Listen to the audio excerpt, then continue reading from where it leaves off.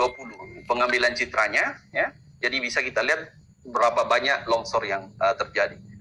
Kenapa saya percaya bahwa kejadian ini adalah penyebabnya dari longsor? Karena saya pernah mengalami, kebetulan saya lagi studi di Jepang, di Fukuoka, kebetulan ada disaster juga, yang curah hujannya memang dalam 2 minggu itu sangat berturut hujannya, intensitasnya, dan setelah saya lihat citranya mirip dengan yang ini, kejadiannya dengan ini.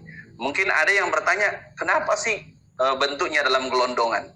Ya, kenapa bentuk kayu itu dalam gelondongan? Ya, karena pada saat dia terbawa, apalagi kita tahu bahwa batuan yang ada di sini adalah granit, ya, yaitu berupa pasir kuarsa, ya, berupa pasir kuarsa, sehingga dia bisa kayak mengelupas kayu tersebut. Jadi pada saat perjalanan dia ke hilir, dia mengelus pasti. Nanti saya akan di belakang seperlihatkan yang kejadian yang Jepang yang hampir mirip dengan ini. Kebetulan saya lagi studi itu waktu itu.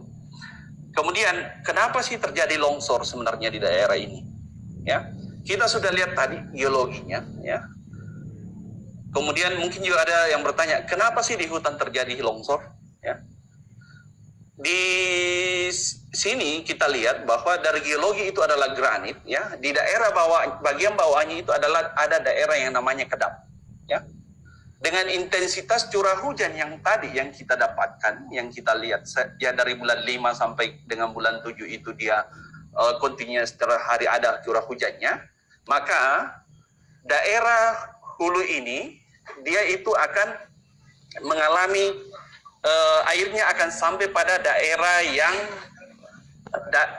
yang kedap, sehingga daerah yang kedap ini akan membuat slide. Kemudian kenapa pohon itu di daerah berhutan terjadi longsornya? Karena apabila sudah terjadi slide, pohon ini akan menjadi beban, ya. Pohon ini akan menjadi beban sehingga akan mempercepat terjadinya erosi. Makanya kejadian itu memang lebih parah pada daerah yang berhutan dengan konsep yang begini. Kemudian ini adalah hasil digitasi saya, ya. Jadi jumlah longsor yang sempat saya digitasi, ya. Mungkin daerah yang tertutup awan itu ada tapi tidak bisa saya digitasi. Ini baru saya digitasi tadi malam, ya. Jumlah longsornya itu ada sekitar 401. Jadi di sungai, untuk Sungai Rada sendiri itu, dia itu ada 139 longsor, ya. Dengan luasan, kalau kita lihat secara jarak datar itu sekitar 4,3 hektar, ya. Kemudian untuk Maipa itu sekitar 10. Kemudian saya mencoba apa sih sebenarnya yang menjadi penyebab terjadinya longsor itu. Saya ingin melihat hubungannya dengan kondisi biofisik yang ada. Kemudian saya mencoba, ini adalah analisis yang biasa saya gunakan untuk melihat faktor yang mempengaruhi terjadinya longsor pada suatu wilayah, yaitu mencoba menggunakan analisis frekuensi ratio untuk kerawanan tanah longsor. Jadi di sini bisa kita lihat bahwa misalnya suatu wilayah itu dia mempunyai misalnya dia kelerengannya berapa jumlah kelerengannya, kemudian dibagi dalam subkelas.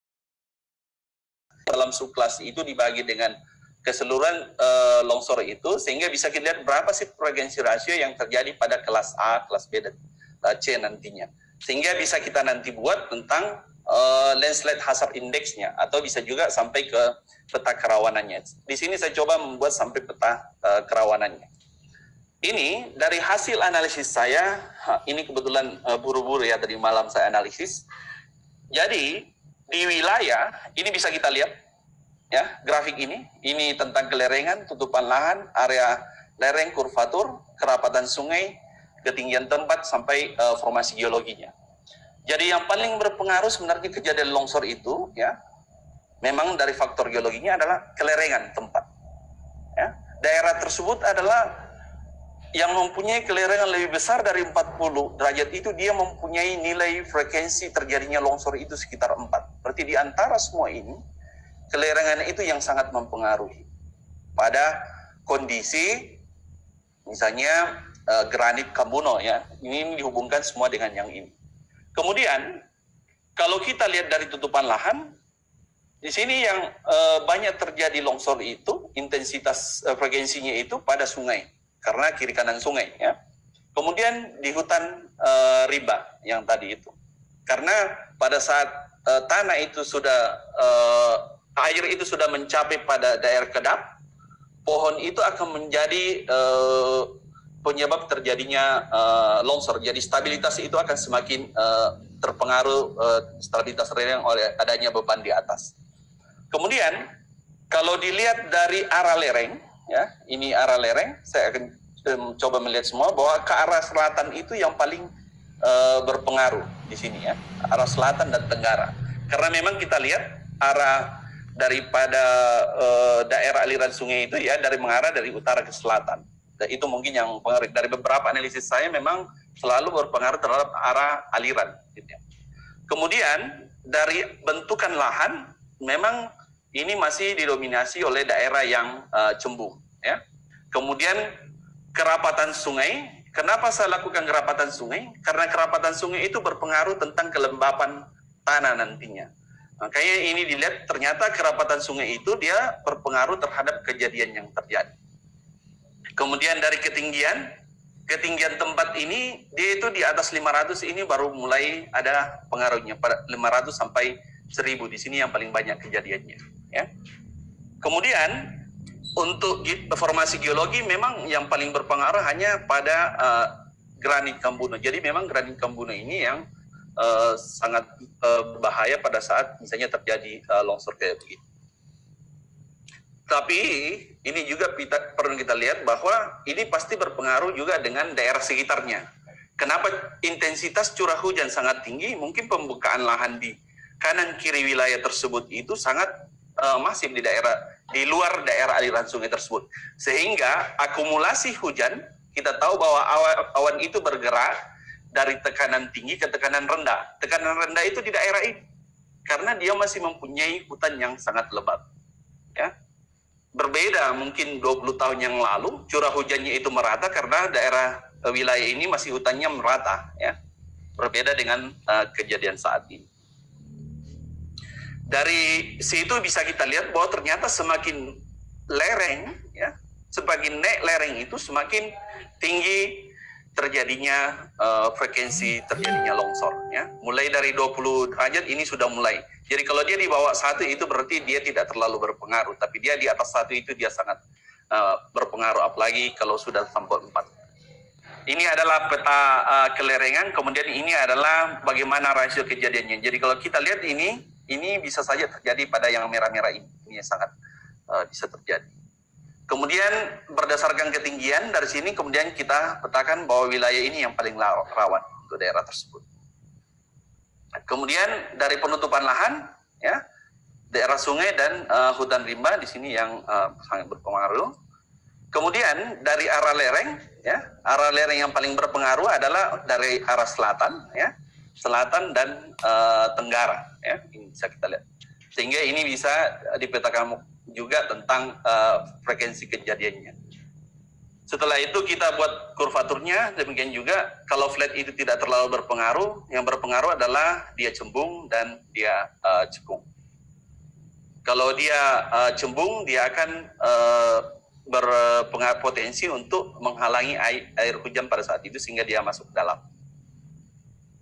Kemudian kerapatan sungai, ini saya coba buat kerapatan sungai, ini adalah yang merah itu, yang kerapatan lebih besar dari 4, kemudian ini yang merah ini adalah yang mempunyai intensitas kejadian yang lebih besar.